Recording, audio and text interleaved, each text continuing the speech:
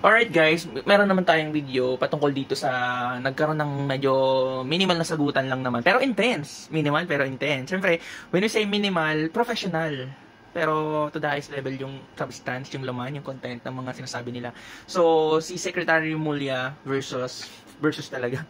Amy Marcos, may ang halatado masyado si Amy Marcos dito, no? Kapag narinig to ng DDS, masisense nyo agad na kayo talaga yung pinapaboran. Kaya dapat, kailangan natin ng mga DDS dito. Alam ko naman na dadaan to sa inyo. Padaanin nyo lang. O, pakinggan nyo ha. Sa Plagwar po, wala pong blatter ang pulis. Marami nga walang blatter eh. Ang problema nga ho dito, napakarami hong namatay na ang death certificate nga nakalagay po cardiac arrest. So may butas po sa ulo mula sa bala. Ano? So tama yun. So yun ang sinasabi ninyo, failure of our justice system. Opo, nung panahon na yun. So, nagkaroon tayo ng problema nung panahon na yun na hindi ho talaga maimbestigahan na maayos. Kasi pati ho ang piskal, tinatakot po ng pulis sa panahon na yun eh. O, diba? Nung panahon na yun, ngayong panahon ngayon, hindi ba pwede Hindi magaya? ngayon ho, mas maayos ngayon. Kung Sapagkat sinisigurado po namin na ang piskal at ang pulis ay magkasama mag-imbestiga ng mga krimen. Hindi na ho katulad ng dati. Kung ano sabihin ng pulis, dapat masunod. Kung mas maayos ngayon, ba't hindi na magpila ng kaso dito sa Pilipinas? Okay ka lang, madam. 8 taon na yon. 7 or 8 years ago. Gusto mo papaulitin ng pila dyan, tapos papahintayin yung ilang taon na naman? Ito na yung ICC. Why not support? Support nyo na lang, B. Ano na tayo? Si Amy Marcos talaga dapat sa'yo i-rally din eh. Nakakagigil ka. What if sabihin ko sa'yo na mas madami na yung botante ni BBM ngayon? Diba? Mas madami na yung mga pro sa lineup ni BBM. Tapos malaman, ano pala siya, no? Sa lineup. Diba? Ang talino mo. Sa totoo lang. Why? Kasi, alam mong, whether manaig yung support ng BBM or yung DDS, meron ka pa rin boto. Why? Kasi kinakalaban mo yung mga BBM, pero nasa linyada ka ng BBM. Diba? Not obviously, hindi mo naman pinapalabas na pinagmumukha mo na talaga para mag-medal ka lang. Pero, that's not how you sound, girl. Come on. DDS ka. Huwag ka na mag-ano-ano. So, alam nyo na. Ganyan talaga si Amy Marcos. Okay, iboto nyo na. Boto nyo pa yan. Wala man lang isang paninindigan, Diyos ko. Though, parang mas pabor siya, di ba? Mga 60-40. Nagpo-40 siya sa BBM because siguro tinatrato niya pa rin kapatid si BBM. Pero 60 because hypnotized din to eh. Feeling ko na hypnotized din to eh. Ayaw niya pang mawala sa mundong ibabaw, kaya siya pumapanit sa Duterte. Diba? Ano pang gusto mo, girl? Galingan mo ha, laman-lamanan mo yung masasabihin mo dito. Maayos na pala eh. Nag-iba na. Hindi ko lang pwedeng tanongin nyo sa mga nagdepanda sa ICC. True. Hindi naman po kang namin hawak yung mga taong yun eh. Siyempre. Hindi namin sila kilala. Ma'am, as a matter of suggestion, if I may, ma'am, as stated by the Secretary of Justice, na yung mga biktima ng EGK, ang mga police report nila ay cardiac arrest, pero may butas sa ulo. Oh, diba? Numbers in the thousands, ma'am. Why does the Senate try to investigate that? Oh, And doon ka. investigate the circumstances. Doon ka, di ba? Ang mga police report, dahil nga nagkakaroon ng mga harassment, mga pagbabanta ng mga panahon na yun, kaya nasabi ni Remulla, ni Secretary Remulla na walang magandang justice system ng mga panahon, which is so very true. Truthfulness, di ba? Tapos, why not Amy Marcos start to investigate those police reports, di ba? Na ang mga nakalagay ay cardiac arrest, pero may mga butas sa ulo, sa bungo, girl. Todo mo na yan. That's surrounding that. Maybe, ma'am, you can come up with a more cohesive report regarding this matter.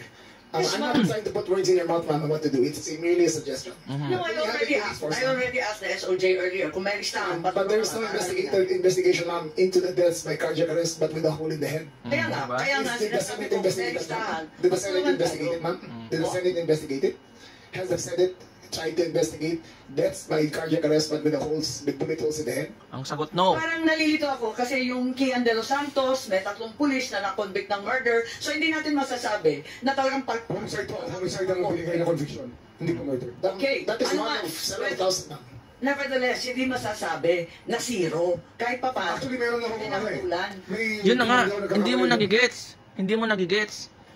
That doesn't mean na merong nagtugma doon sa mga findings ng pinaka-cause of their deaths, productive functioning na ang ating justice system noon. Huwag mong sasabihin sa lahat, sa mga taong bayan na hindi naman masabi na zero na full na kapalpakan yung justice system. No. That's still failure of the justice system.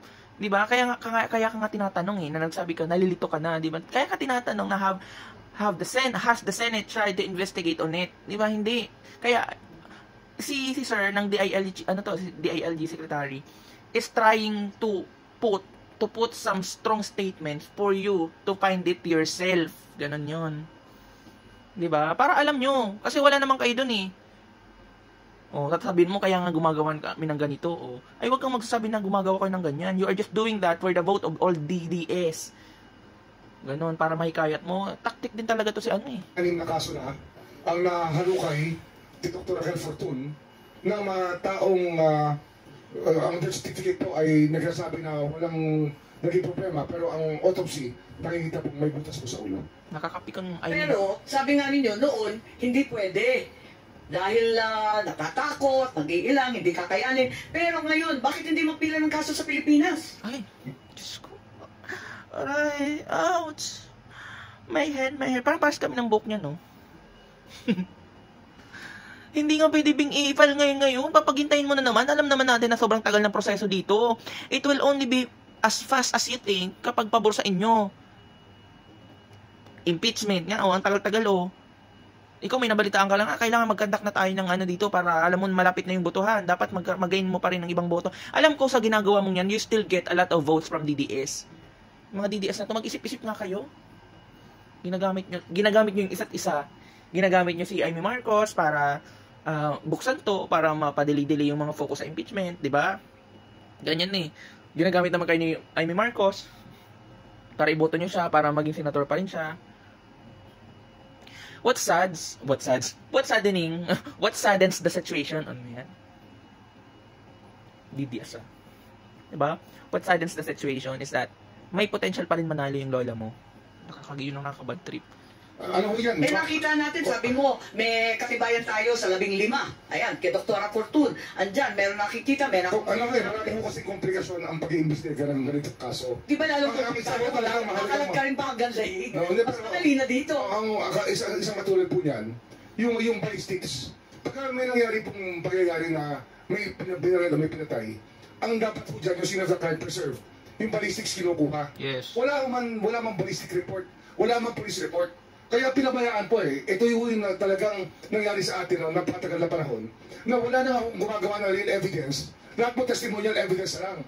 Kaya nagkakaproblema po talaga ang justice system. Yun po yung kinokorrect namin ngayon, ma'am. Yes. Paano nyo i-correct yan? Kung cold file yan, edi cold file lalo pagdating sa Amsterdam. Kasi pahaba ng pahaba yung panahon. Kung walang katibayan, walang physical evidence, kahit dalhin mo, kalagkarin mo yan sa ICC. Yung sistema po ngayon, basta meron pong demanda, kinakailangan pong magsama ang pulis at piskal para naman maging maayos ang kaso. Kasi hindi naman pwede iutos ng pulis sa piskal o iutos sa piskal sa pulis na gawin ang kanya-kanyang trabaho, dapat po magsama sila.